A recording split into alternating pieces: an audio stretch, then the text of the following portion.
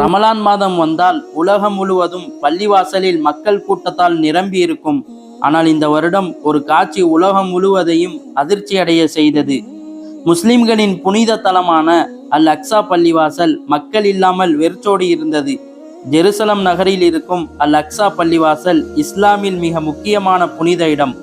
மக்காவில் உள்ள காபாவுக்கும் மதீனாவில் உள்ள மஸ்ஜித் நபவிக்கு பிறகு முஸ்லிம்களுக்கு மிக முக்கியமான இடமாக இது கருதப்படுகிறது. ஒவ்வொரு ரமலானிலும் ஆயிரக்கணக்கான மக்கள் இங்கு வந்து தொழுதுவிட்டு செல்வார்கள்.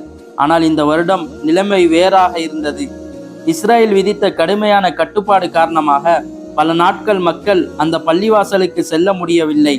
இதனால் ரமலான் மாதத்தில் கூட அல் அக்ஸா பள்ளிவாசல் மக்கள் இல்லாமல் அமைதியாக காணப்பட்டது. 1967க்கு பிறகு இப்படியான கடுமையான நிலை அரிதாகவே நடந்துள்ளது என்று பலர் கூறுகிறார்கள். இந்த காட்சி முஸ்லிம்களின் மனதை மிகவும் வருத்தப்பட செய்தது. ஏனெனில் அது அல் அக்ஸா பள்ளிவாசல் மட்டுமல்ல, அது முஸ்லிம் உலகத்தின் முக்கியமான புனித தலம். ஆனால் ஒரு உண்மை இருக்கிறது. கதவுகளை மூடலாம், மக்களை தடுக்கலாம், ஆனால் முஸ்லிம்களின் நம்பிக்கையும் பிரார்த்தனையும் யாராலும் நிறுத்த முடியாது. ஒரு நாள் மீண்டும் அல் அக்ஸா பள்ளிவாசல் ஆயிரக்கணக்கான மக்களின் தொழுகையால் நிரம்பும். அந்த நாளை இறைவன் விரைவில் தரட்டும். ஆமீன். நீங்களும் அல் அக்ஸாவுக்காக துவா செய்கிறீர்களா?